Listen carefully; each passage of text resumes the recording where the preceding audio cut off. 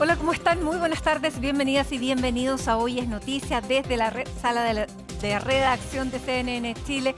Con todo el equipo presente estamos listos para acompañarlos en la revisión de las informaciones de este jueves ya 8 de enero. Comenzamos de inmediato revisando los titulares para hoy. Críticas al gobierno por la situación de las arcas fiscales y a la tramitación de proyectos antes del receso legislativo marcaron la intervención del presidente electo en Icare. José Antonio Kast descartó que vaya a haber una motosierra en referencia al video con Javier Milei. En tanto, el eventual ministro de Hacienda, Jorge Quiroz, anunció una eliminación de permisos para aumentar la producción, dijo, en al menos un 10%. En 17,3% se ubicó la pobreza por ingresos según la nueva metodología de la encuesta CACEN. A través de su cuenta de X, el presidente Gabriel Boric afirmó que mientras la derecha insiste en que Chile se cae a pedazos y habla de gobierno de emergencia, retrocede significativamente la pobreza. De acuerdo al estudio, también cayó la pobreza multidimensional y también la pobreza extrema. Pese a la molestia y las amenazas de un éxodo masivo de gendarmes, la Comisión de Constitución de la Cámara aprobó en general el proyecto de reforma que traspasa atribuciones de gendarmería desde el Ministerio de Justicia al de Seguridad Pública. Según voceros de los funcionarios, la iniciativa no resolvería la crisis que atraviesa la institución penitenciaria. Venezuela anunció el proceso de liberación de un número importante de presos políticos venezolanos y extranjeros. El presidente de la Asamblea Nacional dijo que la decisión fue tomada con el fin de colaborar en el esfuerzo de la Unión Nacional. Los líderes del régimen no precisaron el número de liberados ni tampoco los nombres. El Ironman ya se vive en Pucón con la carrera sprint y el desafío de los niños. Arrancó esta mañana el evento deportivo que se desarrolla en la región de la Araucanía y que tendrá como plato principal la gran carrera que se vivirá este domingo con la transmisión de CNN Chile.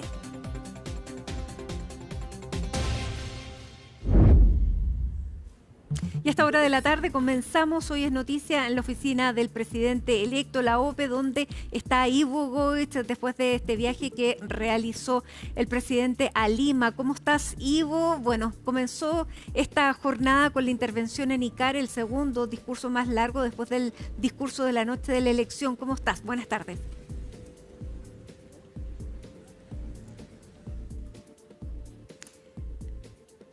Vamos a reanudar el contacto con Ivo Goich, quien está en la oficina del presidente electo, la OPE, porque vamos a recordar qué es lo que han sido estos últimos días, donde el presidente electo se reunió con el presidente peruano José Gerí para poner los lineamientos de una política que pueda marcar el retorno de venezolanos, sobre todo a partir de las nuevas condiciones. Hoy día el presidente electo estuvo en el Foro Icare, donde participó, se encontró con el expresidente Eduardo Frei y dio lineamientos económicos junto a quien eventualmente pudiera ser su ministro de Hacienda. Así que, Jorge Quiroz, así que vamos a retomar el contacto ahora sí con Ivo Goich. Ivo, cuéntanos qué es lo que ha pasado durante esta jornada, después de este viaje a Lima durante las últimas horas. ¿Cómo estás? ¿Cómo estás, Matilde? Muy buenas tardes. Una jornada noticiosa, yo diría de las más noticiosas que hemos tenido durante este año, con la participación del presidente electo José Antonio Kast, quien temprano por la mañana llegó hasta el edificio de Icare para participar de las prioridades de Chile en la voz del presidente electo. De hecho, así se llamaba la actividad convocada para el día de hoy, que lo tenía él como el protagonista de esta instancia y donde llegó flanqueado, Matilde, por varios de las cartas que suenan para ministro, probablemente todos los que llegaron el día de hoy junto a él, que trabajan habitualmente acá en las oficinas del presidente electo, que los vemos casi todos los días, estaban el día de hoy, hizo reconocimientos para cada uno de ellos, para Martina Rau, para Claudio Alvarado, para Jorge Quiroz, también estaba Mara Cedini, entre otros colaboradores que están todos los días acá entonces trabajando junto a él en la conformación del gabinete, en los lineamientos programáticos que va a tener este denominado gobierno de emergencia. El día de hoy habló en una una locución larguísima, cerca de 1 hora estuvo hablando el presidente electo José Antonio Kast, dividido en un discurso propiamente tal de él en solitario, y además participó de una conversación donde había una ronda de preguntas por parte de algunos integrantes de ICARE, los cuales habían hecho llegar algunas consultas particulares para el presidente para tener más detalles acerca de ciertas opiniones, ciertos lineamientos, definiciones también de lo que va a ser el próximo gobierno. En este discurso, eso sí, hay que decir, Matilde, podríamos analizarlo de la siguiente forma. Ha sido el más crítico que ha tenido José Antonio Kast probablemente como presidente electo. Muchos han hablado que se acaba quizás este guante blanco porque uno a uno fue analizando todos los años del presidente de la República, Gabriel Boric, hizo críticas profundas a la conducción, a la administración del actual mandatario, incluso diciendo que muchas veces el trabajo de los ministros se hace muy difícil si es que quien está a cargo, quien está a la cabeza del grupo de trabajo, no tiene claro efectivamente qué es lo que hay que hacer. Habló de que ellos no van a llegar a improvisar, que están muy atentos y están trabajando para cada uno de los pasos que van a dar para poder implementar lo antes posible las medidas relacionadas con el gobierno de emergencia, con focos claros en el crecimiento económico, la inversión, el empleo en la parte económica, también por supuesto el tema de la seguridad, que es muy importante para el presidente electo, y también las materias sociales, lo que tiene que ver con salud, con educación, con vivienda, entre otros tópicos, Matilde. Y, como te digo, fue muy crítico de la gestión del presidente Boric. Si bien no utilizó ningún tipo de adjetivo, no fue agresivo los comentarios del presidente electo José Antonio Kast, sí, la verdad es que fue muy crítico acerca de cómo se han planteado ciertas políticas públicas, cómo se han utilizado los recursos fiscales y cómo ha sido la administración del presidente Gabriel Boric. Además, se habló ante los empresarios nuevamente en una semana donde se reunió con la CPC acá, y las distintas ramas le dejaron algunos lineamientos principales para ellos que son importantes para el desarrollo del país. Ven con buenos ojos la posibilidad de que José Antonio Kast haga un buen gobierno, que efectivamente pueda Chile salir del estancamiento económico en el que nos encontramos, sobre todo teniendo en cuenta aumentar el crecimiento económico, generar mayores empleos y también terminar, Matilde, con estas trancas que existen en los permisos para la inversión y por supuesto también para la construcción, entre otras materias. Pasemos a escuchar parte solamente de lo que dijo el día de hoy José Antonio Kast, el presidente electo, en esta crítica profunda que hizo a la administración del presidente de la República, Gabriel Boric, que más tarde vamos a revisar, fue contestado por el ministro del Interior, Álvaro Elizalde. Es una etapa que se caracterizó lamentablemente para nuestro país por la improvisación, por la incertidumbre y la renuncia a gobernar con realismo. Sí, no es tan difícil ver lo que está pasando. Nos van a entregar un gobierno con una situación fiscal muy difícil. Y vemos como en estos días incluso tratan de tramitar a última hora temas que no lograron hacer durante 4 años. ¿Cómo se va a discutir de manera acelerada el FES? Que es el tema del crédito universitario. ¿Cómo se va a discutir de manera acelerada el tema de la sala cuna? Y le van a decir, no, si llevamos 4 años discutiendo. No, porque no se ha escuchado a quienes tienen que tomar decisiones. Se está discutiendo a última hora un reajuste.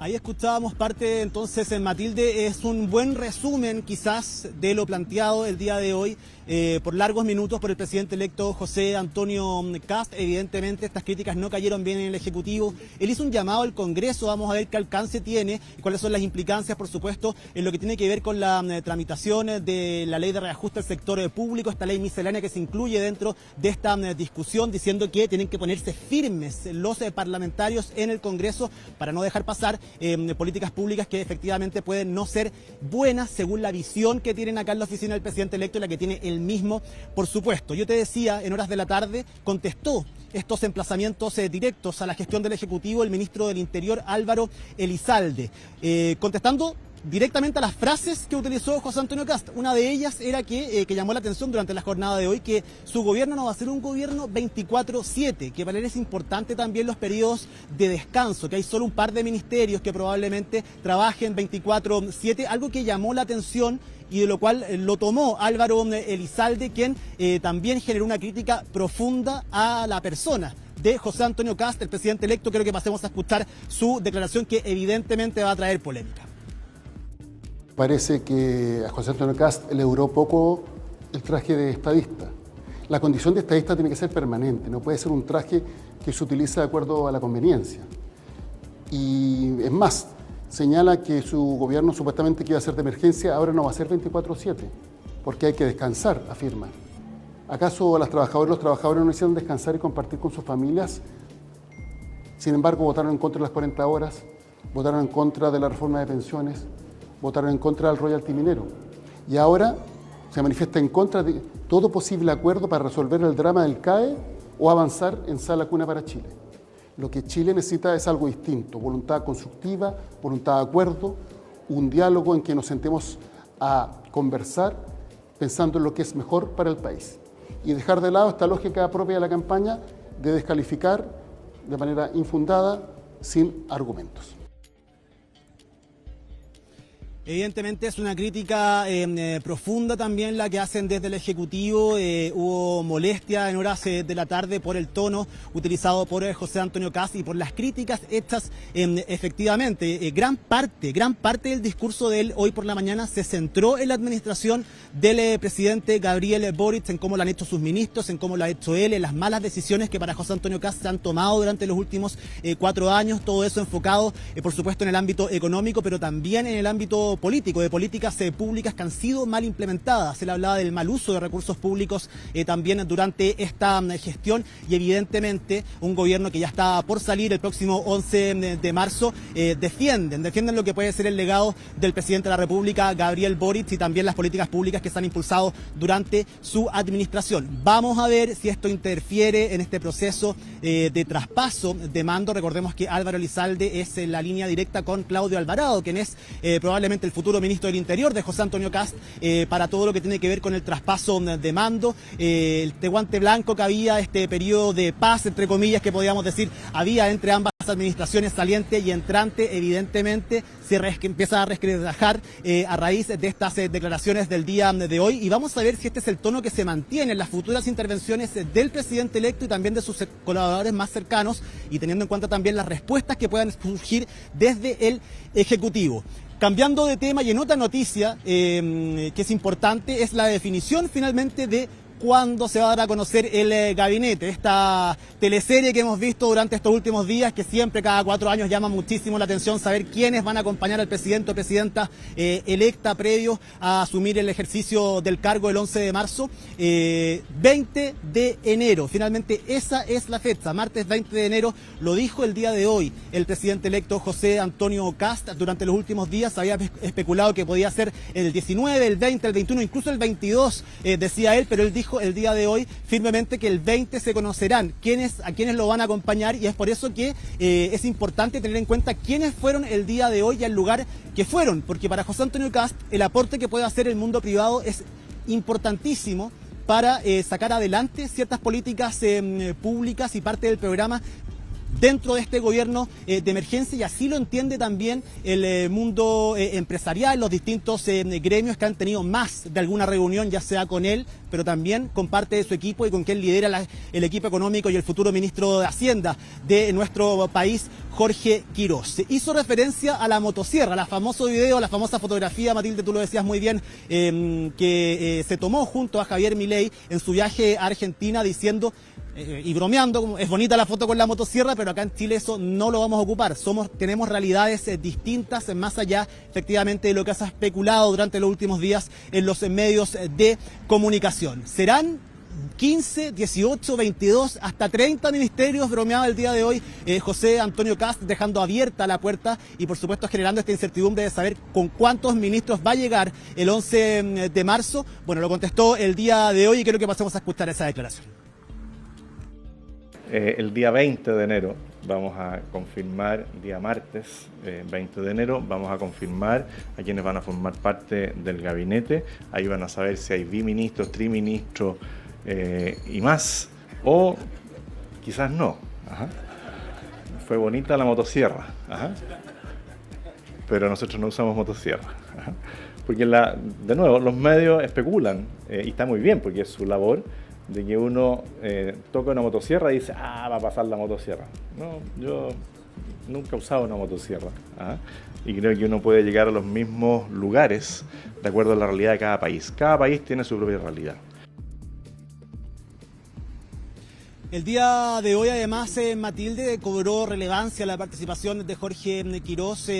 No es novedoso que lo acompañe a ciertas actividades públicas al presidente electo José Antonio Kast, teniendo en cuenta que él ejercía este cargo de jefe del área económica de su comando en campaña, y posteriormente ya eso allanó finalmente el camino y se tomó la decisión de que él fuera el próximo ministro de Hacienda. Lo particular es la forma en que fue presentado el día de hoy y la participación que tuvo, porque en una segunda instancia, en este foro de ICARE, el día de hoy, donde José Antonio Kast era el protagonista, él invita a subir al escenario, a una conversación que hubo después, a Jorge Quirós para entregar más detalles frente, efectivamente, a los distintos representantes del mundo empresarial que se encontraban el día de hoy en el edificio de ICARE. Esto toma ya mayor relevancia, no es nuevo, acá hay muchas personas que han venido a la oficina del presidente electo, se han ido, con quienes hemos podido conversar y que dicen, nosotros venimos a conversar con el ministro de Hacienda, no vienen a conversar con el jefe del área económica, y el día de hoy eso ya empieza a quedar ya bastante más delineado, además, por supuesto, de la confirmación que habría hecho el presidente electo el día martes en la reunión con la CPC. Habló Jorge Quirós, cuáles son sus principales lineamientos, el análisis que hace,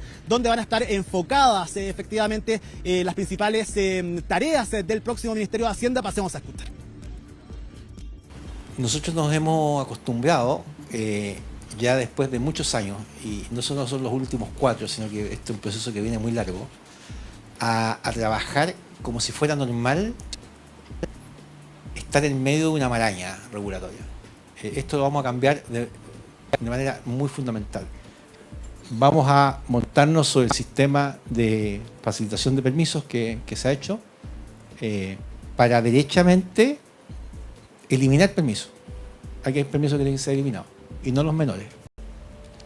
Podemos aumentar la producción entre los siguientes 12 a 24 meses en al menos un 10%. Eso es 500.000 más de toneladas. Y lo vamos a hacer. Lo vamos a hacer.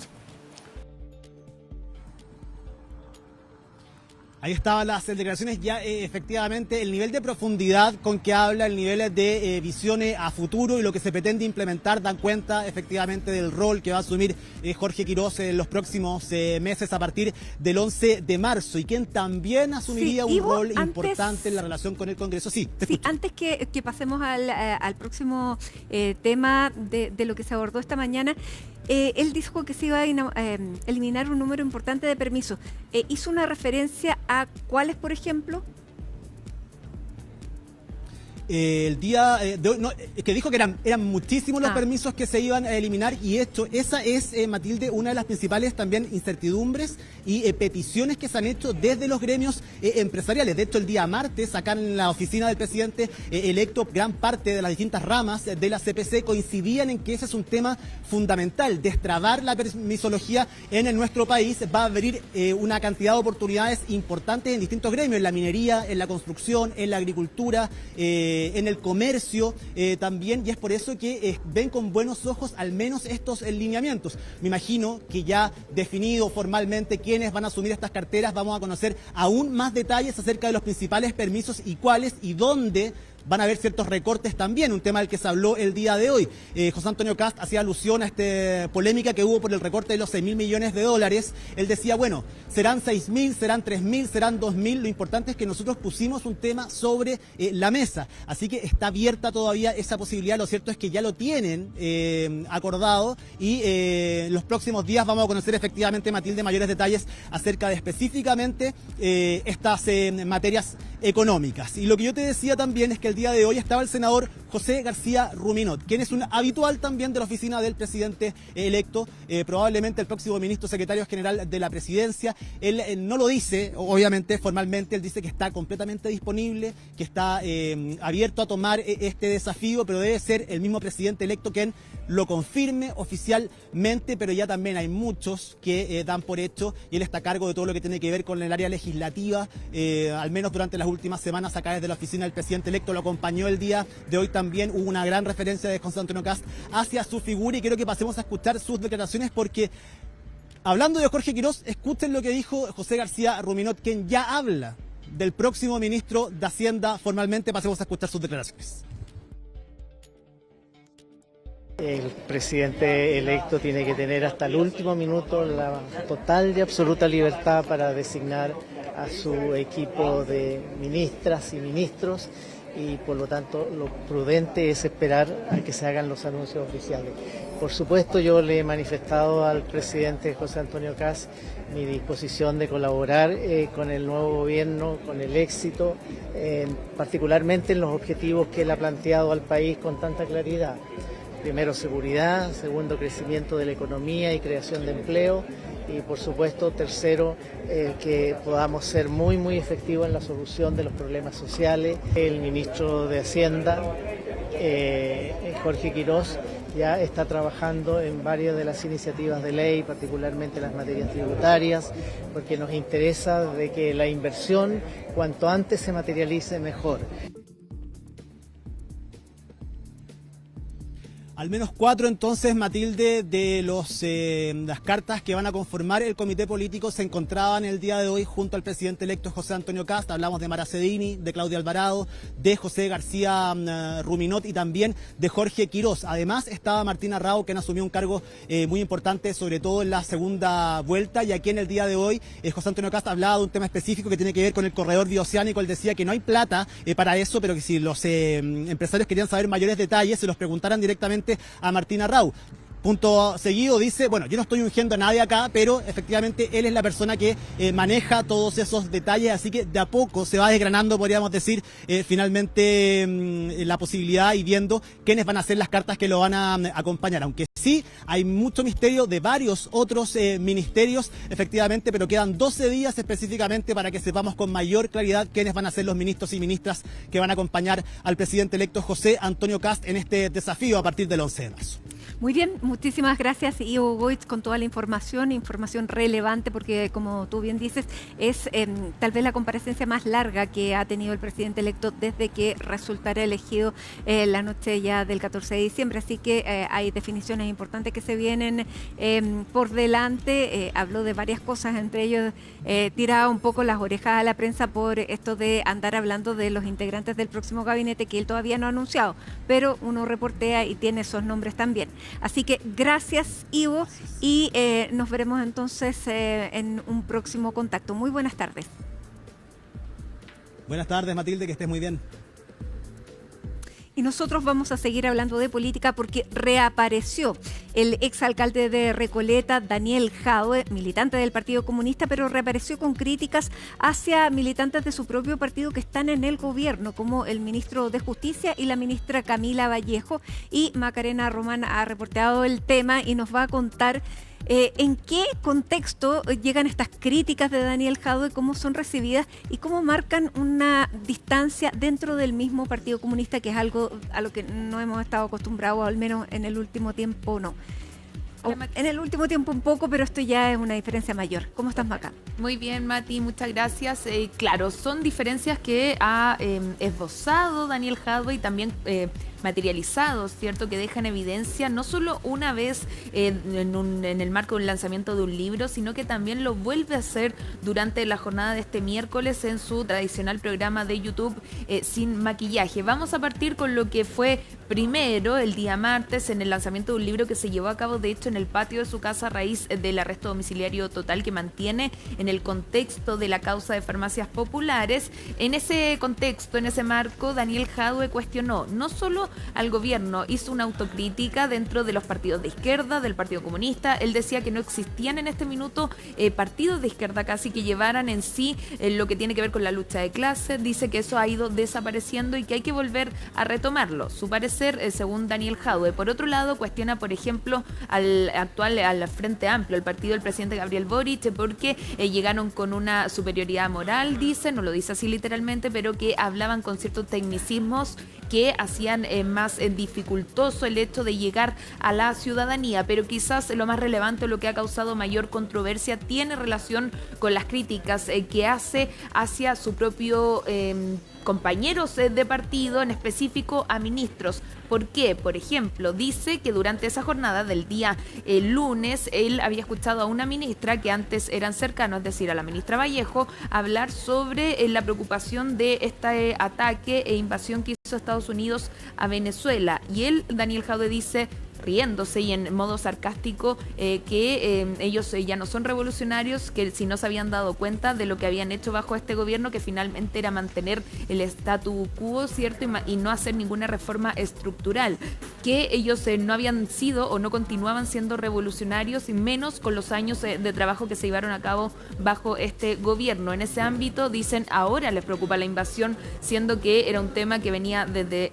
antes y que Estados Unidos ha mantenido por décadas en su historia. Y además, bueno, las declaraciones de Daniel Núñez siempre fueron críticas desde el día 1, manteniendo una posición que claramente nunca fue la posición del gobierno. Él siempre llevó una postura muchísimo más a la izquierda, y una posición que claro, que no tuvo la respuesta de la ciudadanía tampoco. Por lo tanto, él quedó en ese sector desde un principio. Ahora, bueno, después de los problemas con la justicia que está teniendo y que está resolviendo, él no ha podido participar más del debate, pero la postura siempre fue muy, muy distinta a la del gobierno, por cierto, porque recordemos que perdió esta primaria con Gabriel Boric, y de ahí eso no fue olvidado, pero también con el propio partido, sobre todo con los militantes que entraron al gobierno. De hecho, Mati, justamente porque ahí está la diferencia. Daniel Jadwe converge más su posición con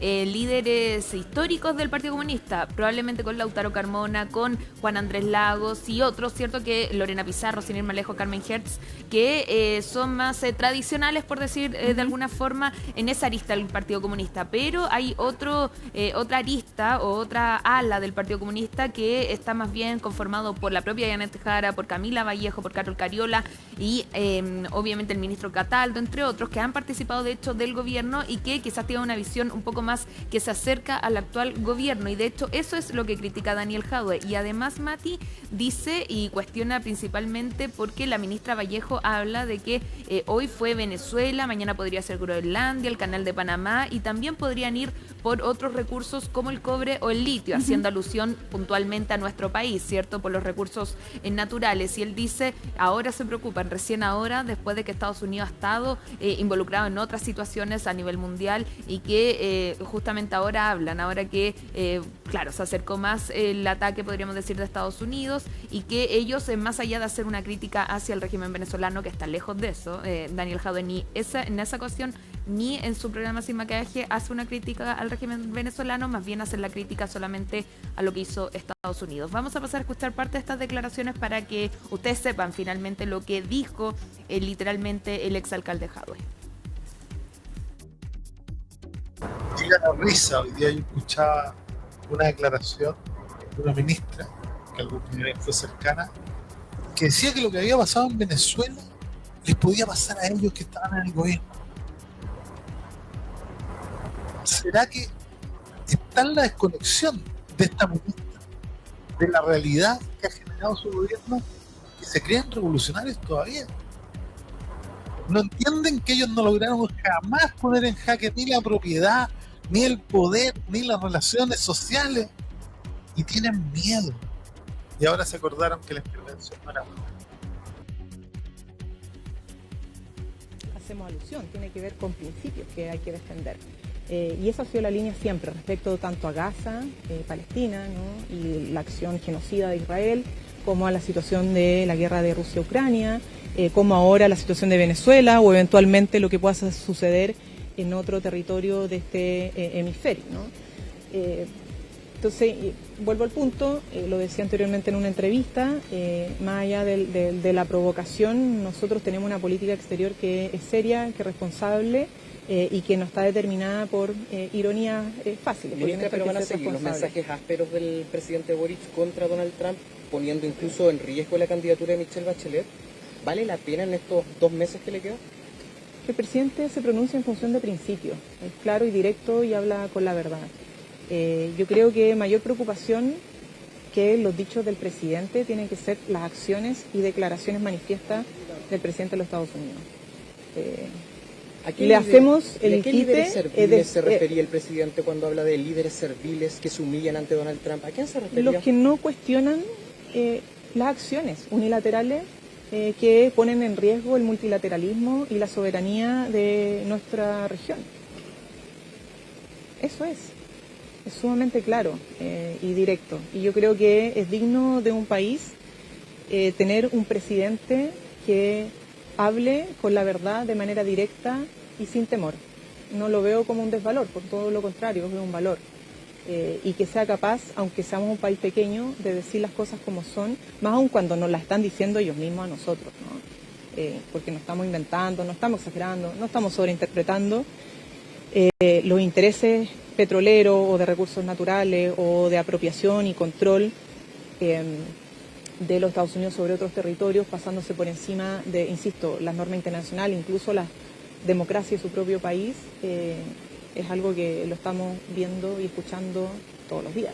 Bueno, son palabras de respuesta de la ministra Camila Vallejo, porque inicialmente esto es lo que está ocurriendo a esta hora en La Moneda, es en vivo este contacto con esta respuesta de Camila Vallejo, que comenzaba precisamente hablando de lo que había dicho Daniel Jadwe, que si bien es un militante importante hoy día, claro, tiene un rol y un lugar en el Comité Central, pero no ostenta un cargo, además por la situación judicial por la que atraviesa. Y Mati, ahí también estaba contestando la ministra Vallejo, porque ayer, y esto era lo que se suma a la otra crítica que hace Daniel Jadwe, el presidente Gabriel Boric en su cuenta de X publica una imagen de Donald Trump y hablando y haciendo una crítica a quienes se muestran y hacen pleitesía, decía él, de Donald Trump. ¿Por qué? Rinden pleitesía, decía el presidente Gabriel Boric, que finalmente se está haciendo alusión a la violación del derecho internacional, entre otras palabras que usaba ahí el mandatario. Frente a eso es que Daniel Jadwe, en su programa Sin Maquillaje, que tradicionalmente lo emiten los miércoles en la tarde, dice, riéndose también de manera sarcástica, que básicamente venía pasándose de rosca el presidente Gabriel Boric diciendo esto porque él ha sido servil en cuanto a algunas situaciones que protagoniza Estados Unidos, y de hecho decía Daniel Jadwe que todas las veces que Boric se subordinó a Ucrania, ellos no lo olvidan, igual que otras situaciones donde, según Daniel Jadwe, el presidente Gabriel Boric ha apoyado al imperialismo de Estados Unidos, y por eso se le preguntaba a la ministra Vallejo a quién se refería el presidente Gabriel Boric y cómo tomaban estos cuestionamientos de Daniel Jadwe. Cuestionamientos que también le fuimos a preguntar a, por supuesto, el presidente del Partido Comunista, Lautaro Carmona. En primera instancia, Mati, no quisieron hablar. No había oportunidad de hacerle las preguntas, luego sí se detuvieron junto a Bárbara Figueroa para responder las interrogantes, y primero no quiso ahondar en la polémica, no se refirió puntualmente a lo que había dicho Daniel Jadwe, ni para bien ni para mal, solamente dijo que hoy tenían una comisión política, una reunión de la comisión política del partido, y que luego de eso, ya en la fiesta de los abrazos, que es este fin de semana, tendrían una postura más enfática respecto a las palabras de Daniel Jadwe. De hecho, dijo que si él se refería tanto a las palabras de Daniel Jadwe o no, podría pasar por la referencia de la unidad del partido y pasar por sobre lo que piensen en comunidad del partido. Y le preguntábamos, entonces Daniel Jadwe sí pasó por encima de esa unidad y de esa postura que debiese ser transversal, y Lautaro Carmona decía, no, yo me refiero solamente a mí como presidente del Partido Comunista. Por más insistencia no quiso criticar de alguna forma a Daniel Jadwe, a pesar de que nuevamente pone en cuestión las posturas que hay al interior del Partido Comunista, que quedan en evidencia, son diferentes entre sus militantes. Vamos a escuchar al presidente del partido, Lautaro Carmona, y también al diputado Matías Ramírez, quien hablaba que luego de este gobierno, una vez que termine, se podrán hacer los análisis si es que se avanzó o no con cambios estructurales. Es decir, es muy probable, uno podría inferir, que luego, una vez que termine este gobierno, quizás van a venir las críticas más duras por parte del Partido Comunista. Vamos a evaluar todas las cosas que se han dicho y vamos a tener un pronunciamiento de acuerdo a nuestra mirada y nuestra política. Cuando el PC se vaya a referir al gobierno, va a hacerlo a través de Bárbara, de mí o de una delegación que estimemos. Hay que evaluar el gobierno, pero para eso faltan 3 meses para que termine, y por tanto ese no es la tarea de hoy día. Pues sigue postergado eso, se verá en ese momento la evaluación que haga la dirección del partido. Entonces, ¿un error por parte de Daniel Jadwe adelantarse? No voy a meterme en un debate con Daniel. Para mí todo lo que diga ahora evidentemente que invade un espacio que es colectivo. Y yo, por mis razones, y lo he dicho siempre, voy a tratar de resguardar siempre eso. O sea, Jadwe invadió el espacio que es colectivo. El día sábado para además mí, a la fiesta. hay un solo presidente y una sola secretaria general. Creo que resulta evidente, una vez terminado el gobierno, hacer las evaluaciones respecto si el programa de gobierno se cumplió o no y qué aspectos en definitiva fundamentales para la ciudadanía quedaron fuera del cumplimiento del mismo. En ese escenario, como Partido Comunista, parte importante del gobierno saliente, evidentemente creo que esa autocrítica es necesaria, es constructiva y permite en este caso diseñar un camino que nos permita retomar la discusión política en base a los derechos sociales que lamentablemente se perdió en el último tiempo y donde evidentemente existe responsabilidad también por parte del gobierno. Bueno, ahí hablaba el diputado Matías Ramírez, el también presidente del partido Lautaro Carmona, y que dicen, claro, que una vez que termine este gobierno, que le quedan ya un mes y un poquito más de mandato, vendrán ya los análisis correspondientes donde una de las miradas, ya lo sabemos, Daniel Jadwe lo ha hecho público, será que no se avanzó en ninguna reforma estructural, en que, por ejemplo, se dieron los votos, decía Daniel Jadwe, a proyectos que con Piñera no se hubieran aprobado, por ejemplo, el cambio que se hizo a la reforma de pensiones, que algunos integrantes del Partido Comunista han dicho que favoreció a las AFP, a pesar de que fue Janet Jara una de las impulsoras de este proyecto y podríamos decir el caballito de batalla casi de la ex candidata presidencial. Claro, pero recordemos que esa reforma fue ampliamente criticada por Daniel Jadwe en el momento en que se estaba tramitando, en el momento en que fue finalmente aprobada, y mientras una parte del Partido Comunista celebraba, había otra que criticaba. Misma facción del Partido Comunista que no quería que Janet Jara fuera la candidata y facción que durante por lo menos la primera etapa de la campaña dio declaraciones bastante provocadoras que distaban mucho de la posición más cercana al centro que estaba adoptando la candidata, porque era una candidata de una coalición.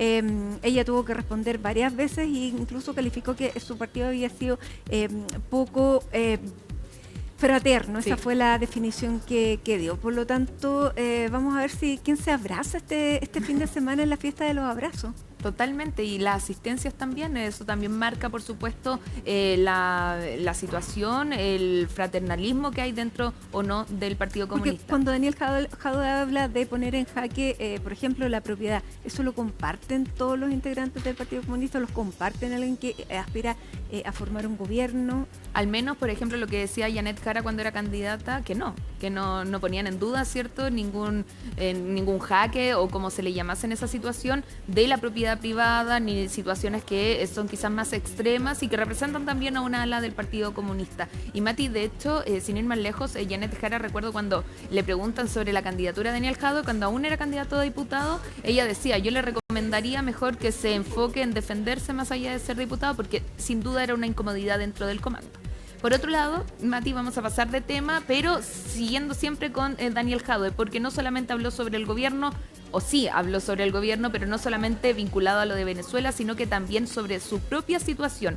Recordemos que él continúa en arresto domiciliario total, más de un año lleva en distintas medidas cautelares, primero prisión preventiva, luego arresto domiciliario, luego volvió y así se ha ido hasta hoy estar en arresto domiciliario total. Frente a eso, y mientras estaban haciendo este lanzamiento de un libro, él dice, recordemos que este gobierno con ministros comunistas como el de Justicia o la Secretaría General de Gobierno, aún así no han movido una pestaña, dijo Daniel Jadwe, por mi situación judicial.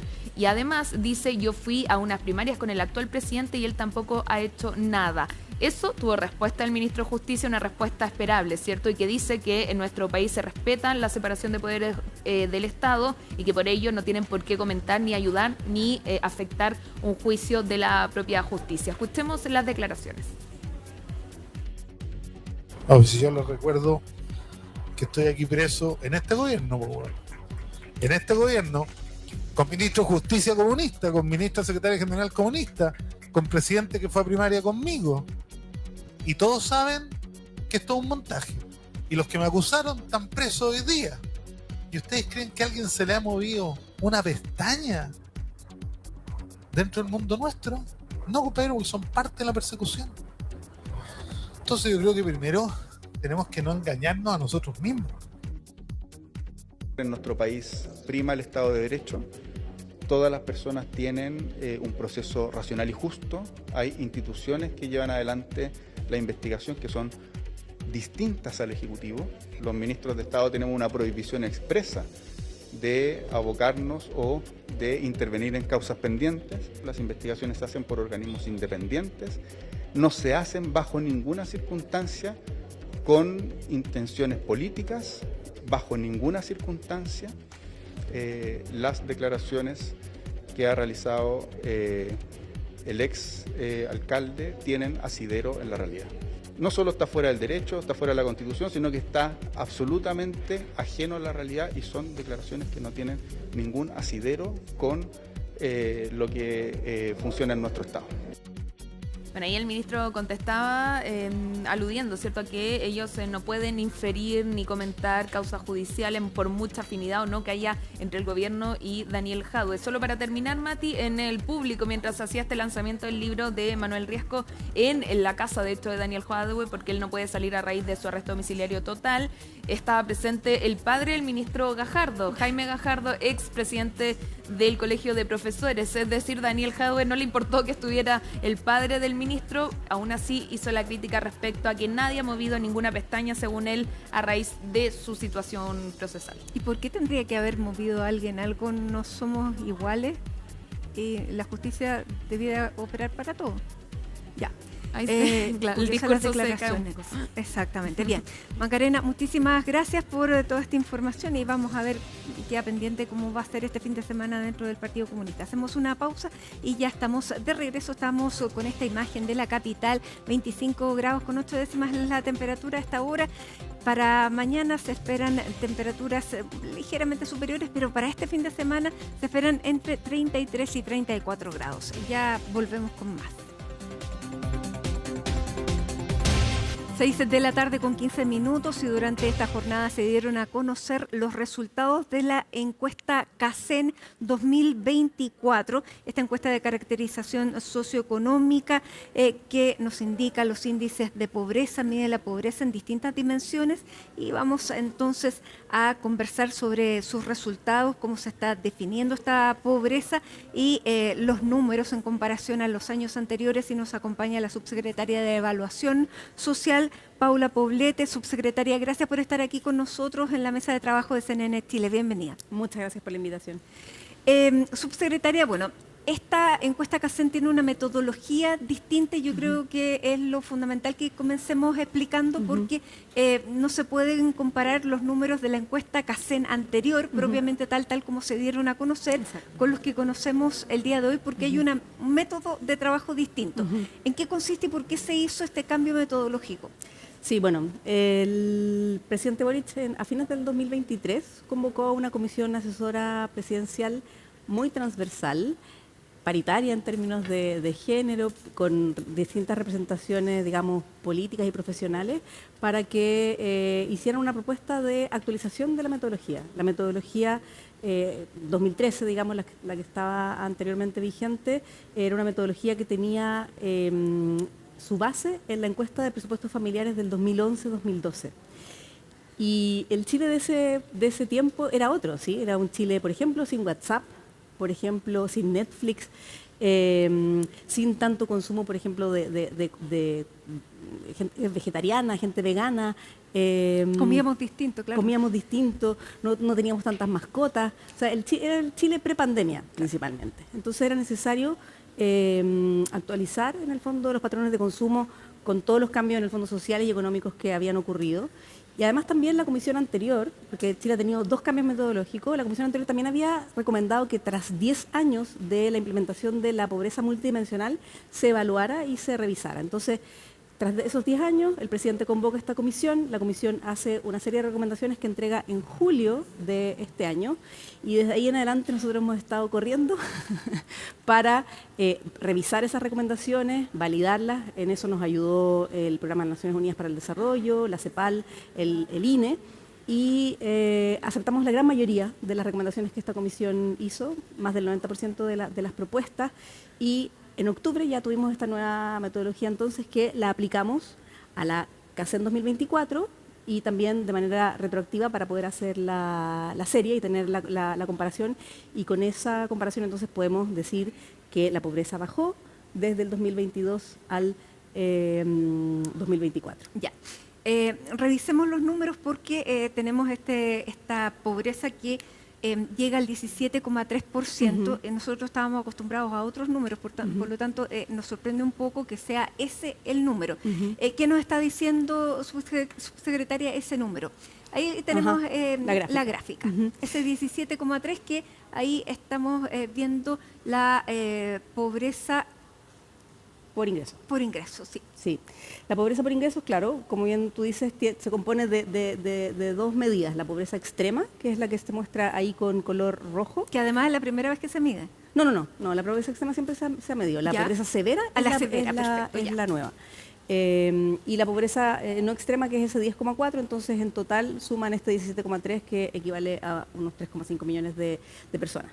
Ahora, como decía anteriormente, si uno compara con el 2022, ese número hubiese sido equivalente al 20,5. Por lo tanto, lo que significa es que entre el 2022 y el 2024, casi 600.000 personas salieron de la pobreza, y lo que nos muestran los datos es que en esa incidencia, digamos, en esa disminución ha tenido una incidencia muy relevante. Por un lado, el crecimiento económico, la posibilidad de que las personas tengan un trabajo remunerado, hay una recuperación de los ingresos del trabajo muy significativa, y también, por otro lado, el apuntalamiento de la política pública a través de los subsidios monetarios y la política social. Vamos a revisar el gráfico comparativo y también con las metodologías anteriores, porque en este gráfico podemos ver en la línea superior es utilizando la vara que actual estamos usando ahora, la vara que da este 17,3%. Por eso que la medición anterior marcaba un 6,5. Exacto. Y no es que se produzca este salto del 6,5 al 17, sino que si hubiéramos aplicado esa misma vara el 2022, la pobreza habría sido de un 20,5. Exacto. Y si hubiésemos seguido con la metodología antigua, el 6,5 de la CACEN 2022 habría sido ahora un 4,9. Entonces, perfecto, con cualquiera de las dos metodologías, la pobreza disminuye. Ya. Marca un punto de inflexión también respecto al año 2020. Ahí es, bueno, prácticamente 10 puntos menos. ¿Qué fue lo que pasó? Porque el 2020 es el año en que comenzó además la pandemia.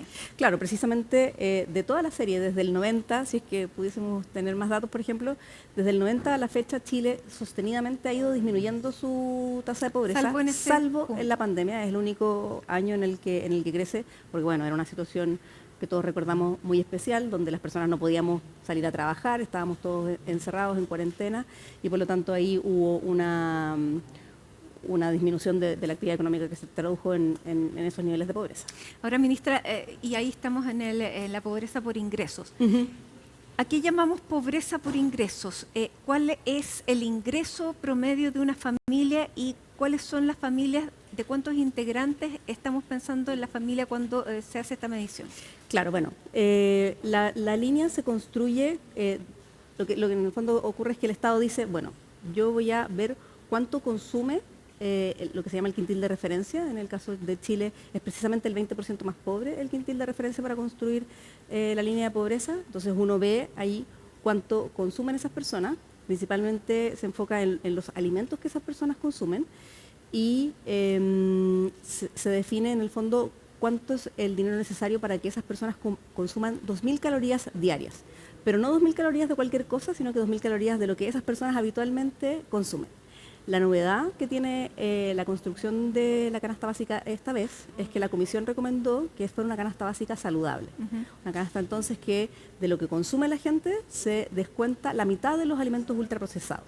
¿Sí? Entonces el Estado de Chile está diciendo, es pobre aquel hogar. Claro, ¿cuánto necesitaría para poder alcanzar esa canasta una familia?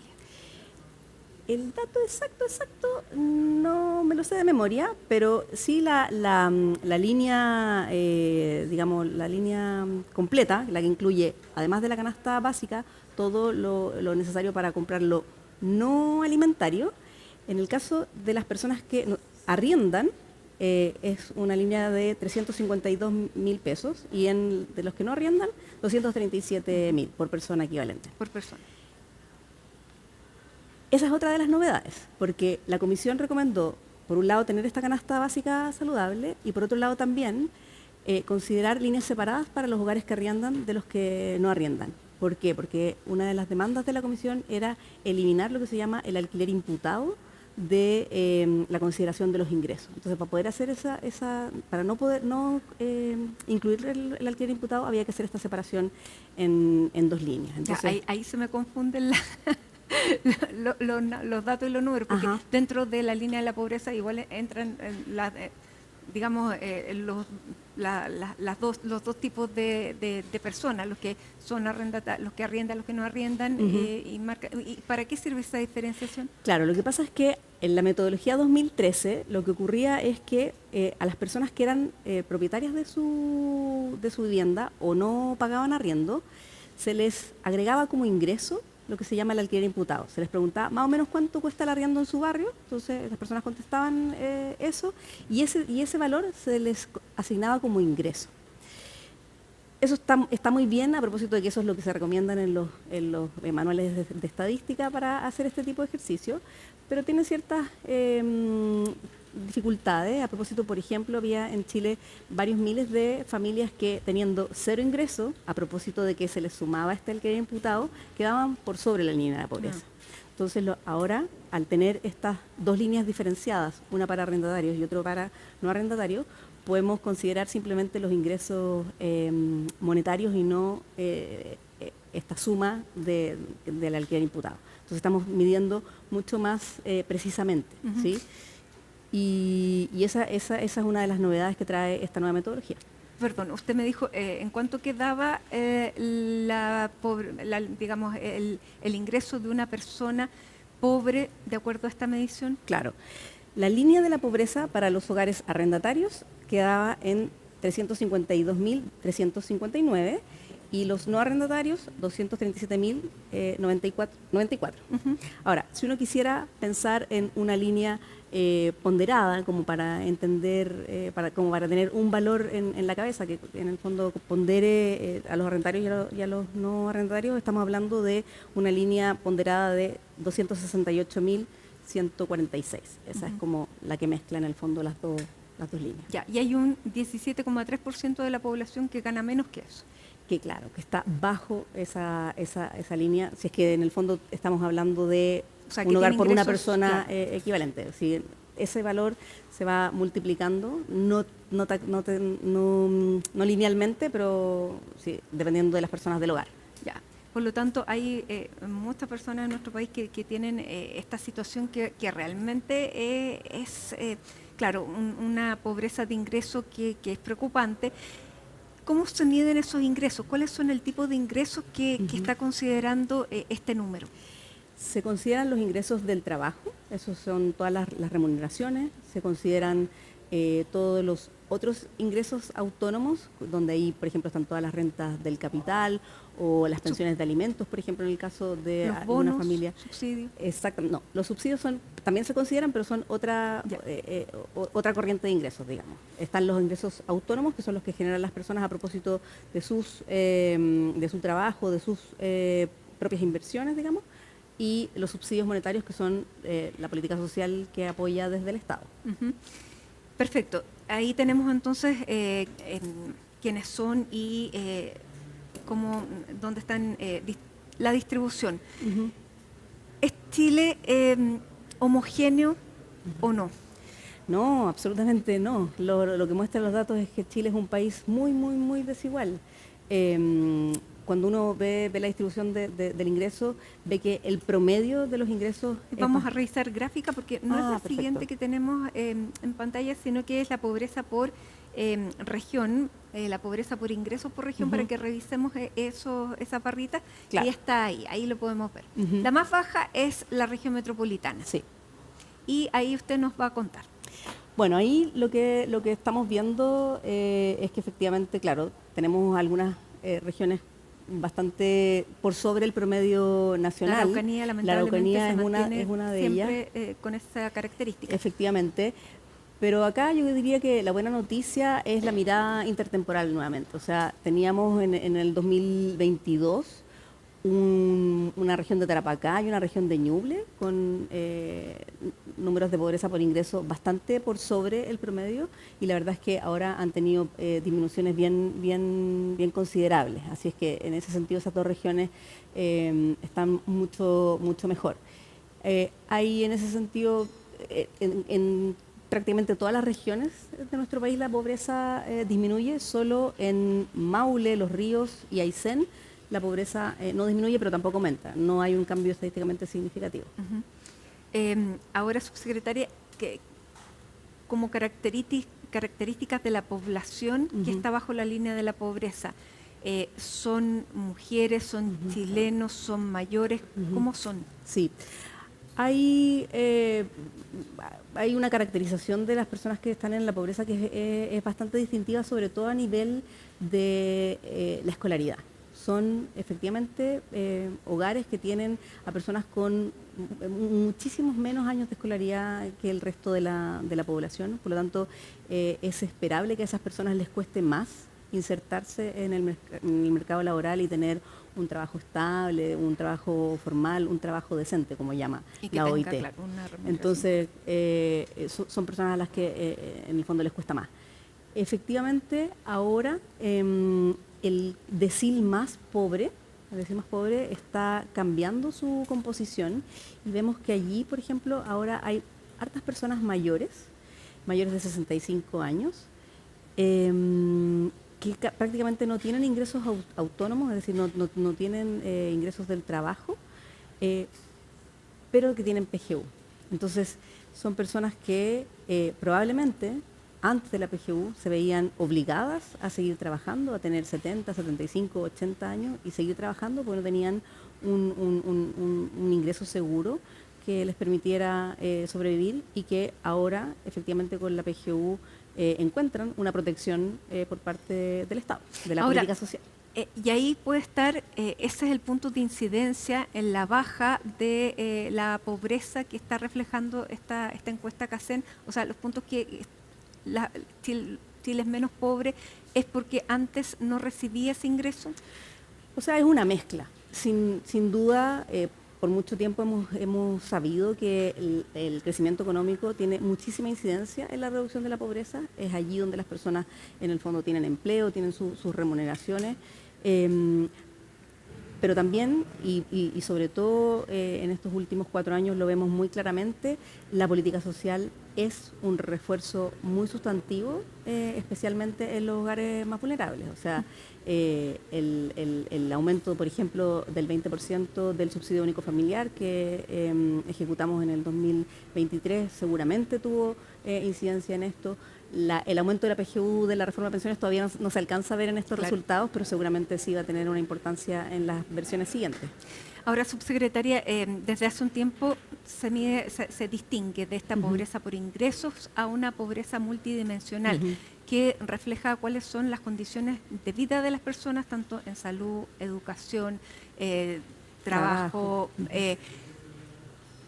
También en ese segmento se ha bajado el nivel de pobreza, en pobreza multidimensional. Ahí tenemos las gráficas comparativas, claro, de acuerdo a la metodología del 2015, que de acuerdo a esa metodología tenía el 16% en el año 2022, y con esa metodología habríamos tenido un 14,6% este 2024, pero tenemos la nueva metodología que con esa del 20%, esta pobreza multidimensional llega al 17,7%. ¿Quién nos está diciendo eso de las características de vida de la población? Claro, bueno. ¿Qué son? Educación, salud, trabajo y seguridad social, vivienda, entorno y redes. Claro. Efectivamente, la pobreza multidimensional baja con ambos tipos de metodología, pero con la nueva tenemos un estándar más alto. La Comisión Asesora Presidencial recomendó agregar indicadores de carencia nuevos, por ejemplo, en materia de educación, que hasta ahora solo estábamos considerando como carencias el no acceso, ahora estamos midiendo aprendizaje. Por ejemplo, en salud, ahora incorporamos un indicador que tiene que ver con cuidados, es decir, se les pregunta a las personas, o se considera un hogar carente, si es que no cuentan con apoyo para cuidar a una persona con dependencia funcional dentro de su hogar. Lo mismo en la dimensión de trabajo. Ahora incorporamos un indicador que tiene que ver también con cuidado. En el fondo es un hogar carente, aquel en el que hay una persona que no está trabajando remuneradamente o no está estudiando a propósito de que tiene que cuidar a alguien en su hogar. Y también en la dimensión de redes y cohesión social sumamos un indicador de conectividad digital. Porque Chile, de nuevo, en el estadio de hoy, es un país que considera la Internet como un servicio básico. Por lo tanto, es necesario que midamos aquellos hogares que no tienen conectividad digital, porque eso significa que están carentes de un servicio que en Chile se considera mínimo. Así es que considerando todas esas carencias es con el que se construye ese índice de pobreza multidimensional. Ya, perfecto. Y en esto también ha habido un descenso. Y lo que ustedes me contaba es que se midió ahora la pobreza severa. Sí.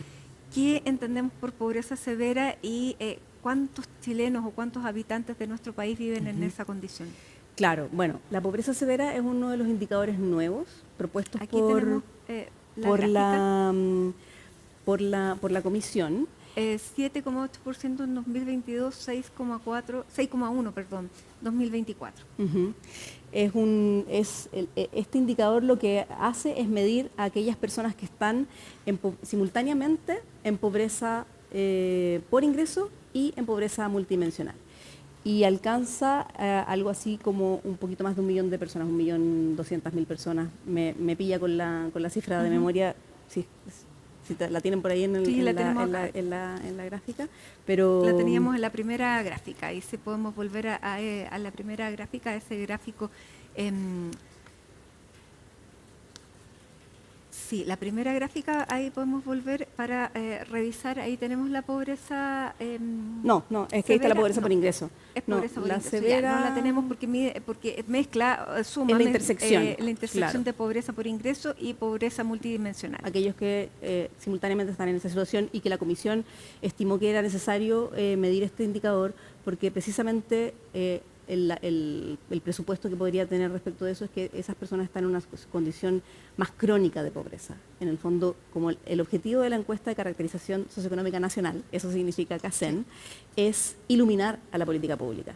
Por lo tanto, ahora con este nuevo indicador vamos a saber efectivamente dónde hay una población que requiere de políticas públicas especiales, porque, por ejemplo, para esas personas que son aquellas que tienen peor escolaridad, que son las que tienen una inserción más precaria o nula en el mercado laboral, no sirve decir más crecimiento, más crecimiento, más crecimiento. Para esas personas hay que tener otro tipo de políticas probablemente mucho más integrales, porque en general son personas, como bien decimos, están en pobreza además de multidimensional. Entonces no es solo que les falta plata, sino que además probablemente viven en una casa no adecuada, probablemente tienen problemas de salud, probablemente tienen problemas de conectividad, probablemente tienen problemas de, bueno, ya lo decíamos, de baja educación, etcétera, etcétera, etcétera. Entonces la atención, el apoyo a esas personas tiene que ser distinto. Subsecretaria, otro de los elementos que se puede ahí reflejar es la desigualdad de nuestra sociedad, que es un tema que ha sido ampliamente debatido, que en algunos momentos ha estado más en el foco y en la atención de las personas, pero ¿cómo estamos en comparación a años anteriores respecto a cuán desigual es nuestra sociedad? A ver, en términos estadísticos, el coeficiente de Gini mejoró respecto de la medición de 2017.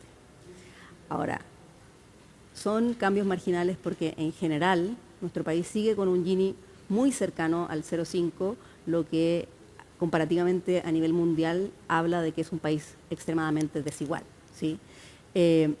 Por supuesto que vemos que la desigualdad es muchísimo mayor si solo consideráramos los ingresos del trabajo. Si le sumamos los subsidios, mejora bastante la distribución de ingresos, pero sigue siendo un país muy desigual. El 70% de la población tiene ingresos inferiores al promedio, ¿sí? Cuando hablamos de estos, Chile, un país de altos ingresos, Chile, un país de los $30.000 per cápita, o la cifra que sea que se da en su momento, esos recursos están muy concentrados en el decil más rico, ¿sí? La distribución hacia abajo es bastante plana y con ingresos bastante más modestos que el promedio. Para un país de los ingresos del nuestro, con esa diferencia también de distribución, ¿estos números los satisfacen? Yo creo que no es el calificativo más grande. Sí hay una tranquilidad respecto de lo bien que se ha estado haciendo la política social en estos 4 años y que en el fondo han apuntalado el crecimiento económico y la protección social de las familias, pero por cierto que un 17% de nuestros compatriotas estén en una situación de tanta precariedad es un desafío para nuestro país. Nuestro país desde el año 2012 está catalogado como un país de altos ingresos. Es un país que no debiera permitirse que haya personas que no puedan gozar del estándar de vida del que disfruta el resto de la población, ¿no? No podemos dejar de tocar el momento en que se entrega esta encuesta, que es 2-3 meses antes de que asuma un nuevo gobierno, que es de un signo político muy distinto, que ha sido muy crítico de las políticas públicas de esta administración. ¿Cuánto le va a servir esta medición con la metodología que se ha aplicado para tenerla? Bueno, yo creo que la CACEN, la encuesta CACEN, es un tesoro que tiene nuestro país. Es una encuesta que se hace desde el año 1987. Es una encuesta, es el segundo operativo más grande del país después del censo. Es una encuesta que tiene representatividad nacional, representatividad por área rural o urbana, representatividad por cada una de las regiones. Entonces, es un instrumento muy útil para la política social. Acá hoy día hemos entregado la base de datos para que todos los investigadores, las investigadoras puedan sacarle el jugo a estos datos. Están los documentos metodológicos, están las presentaciones que hicimos hoy día, para que pueda ser ricamente analizada. Y el próximo gobierno entonces va a tener un estupendo instrumento para iluminar sus decisiones de política pública, que, insisto, como lo hemos visto nosotros recorriendo el país, precisamente la demanda de las personas es más protección social que menos. Hoy día el presidente, y a propósito de esta entrega, decía que es una muestra de que Chile no se está cayendo a pedazos. Lo quiero citar: mientras la derecha insiste en que Chile se cae a pedazos y habla de gobierno de emergencia, retrocede significativamente la pobreza. Pero seguimos teniendo 3.478.000 personas que están bajo la línea de la pobreza.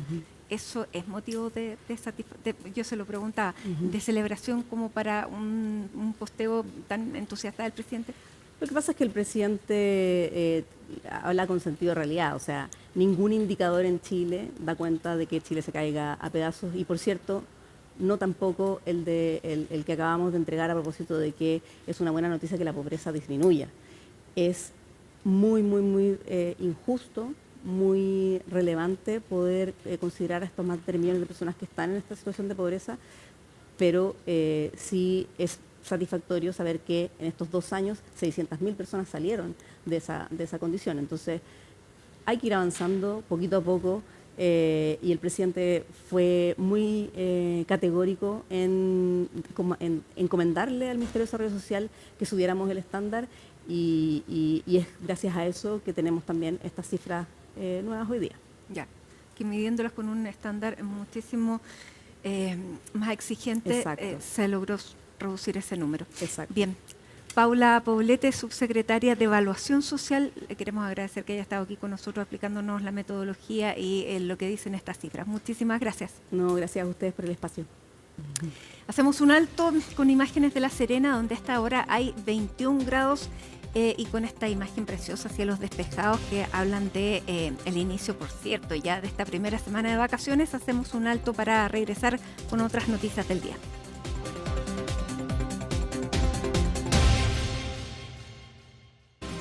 Estamos de regreso. Les contamos que una balacera en el sector del barrio Meix terminó con una persona muerta. Vamos a conocer todos los antecedentes con Felipe Hernández. Felipe, cuéntanos. Muchísimas gracias por el contacto.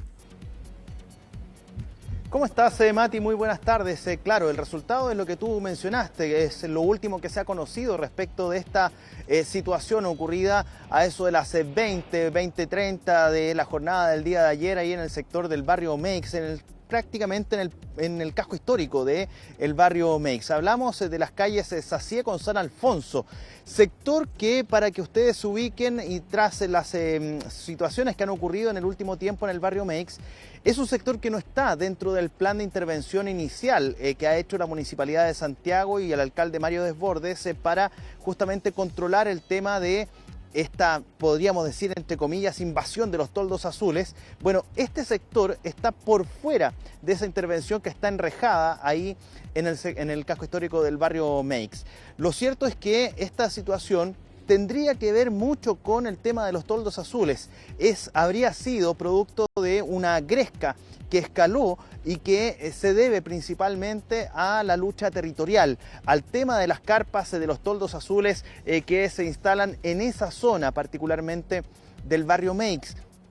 Y eso es lo que habría generado esta balacera que termina con 4 personas heridas a bala, 3 que estuvieron fuera de riesgo vital y pero dejó a una que se mantenía entonces hasta horas de esta mañana bajo esa condición.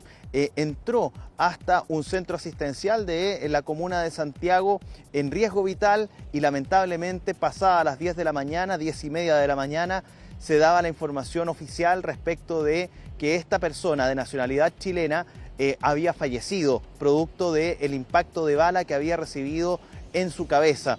Eso es al menos la información que ha ido surgiendo a propósito de esta investigación y que mantiene al equipo contra el crimen organizado y homicidios del Ministerio Público trabajando, coordinando las indagatorias, las diligencias en este aspecto, y también a las policías, porque a ambas se les ha solicitado que realicen gestiones, diligencias para poder entonces esclarecer en primera instancia quién fue o quiénes fueron los que dispararon en contra de estas 4 personas que se dedicaban principalmente, y esto es lo que se ha podido obtener en base al relato de una de las víctimas de esta balacera, a una de las 13 víctimas que resultaron sin riesgo vital y que pudieron entregar declaración tanto a la policía como a la fiscalía, entre que no saben en primer lugar quién es o quién fue quien disparó, pero que sí se mantenían ellos como una especie de guardias de los sectores para la ubicación de toldos azules en horas de la mañana,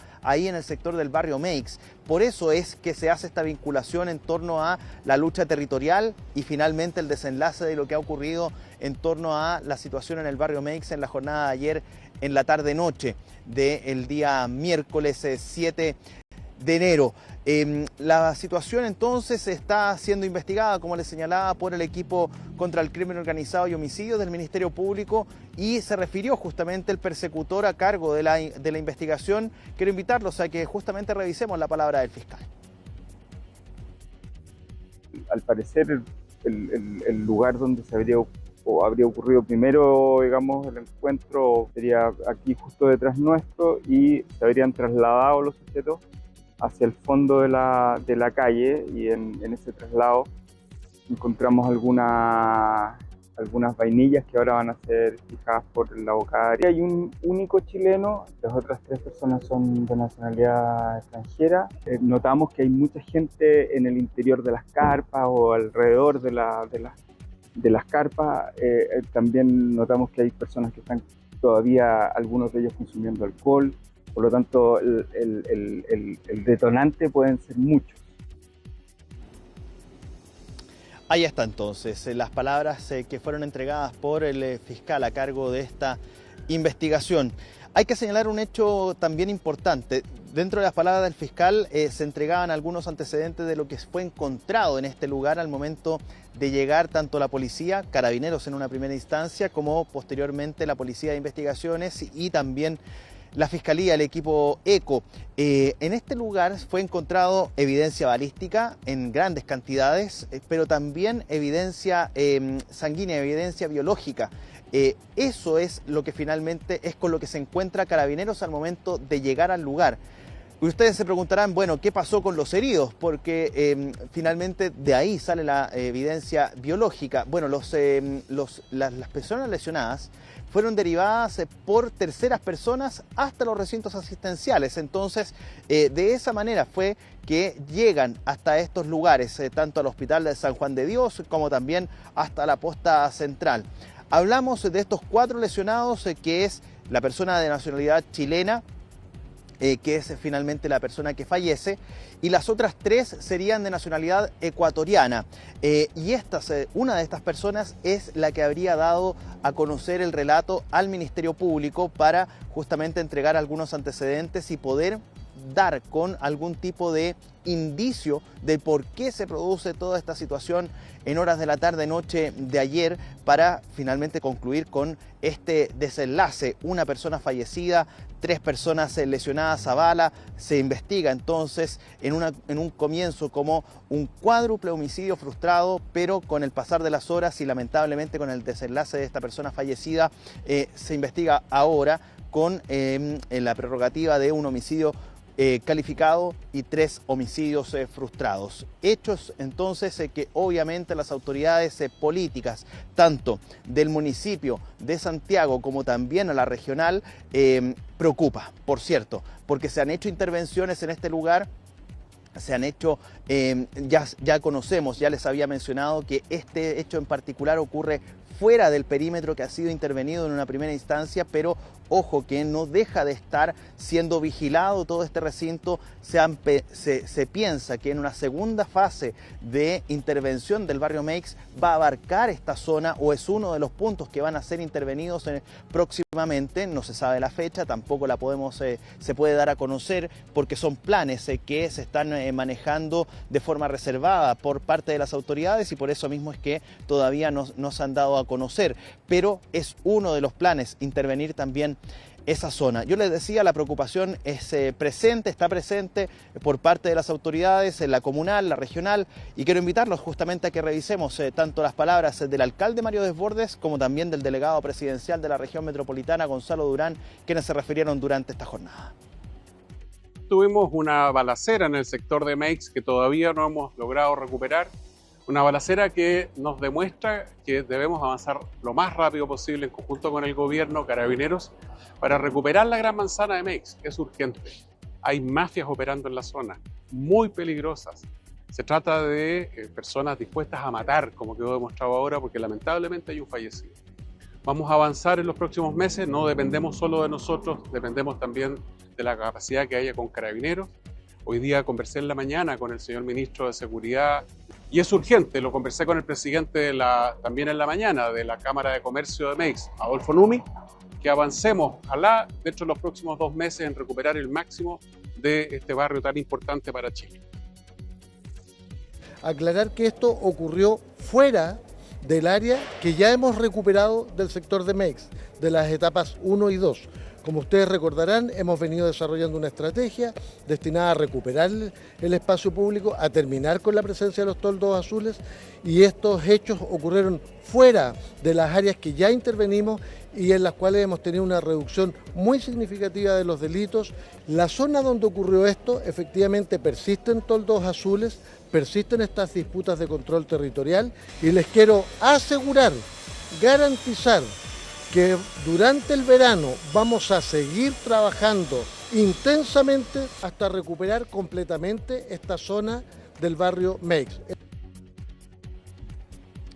Ahí está entonces. Por último, señalarte, Mati, señores televidentes, que los 4 sujetos que resultaron heridos a bala, entre ellos esta persona de nacionalidad chilena que resulta finalmente fallecida, no tenían antecedentes penales, así que también es algo que importa a los equipos que están investigando esta situación, debido a la presencia de estas personas sin antecedentes que participan en esta acción de guardar puestos, de guardias de puestos de toldos azules para finalmente ubicarse o guardar puesto en este sector que no está siendo intervenido, al menos hasta ahora, ahí en el sector del barrio Meix, en la comuna de Santiago, Mati.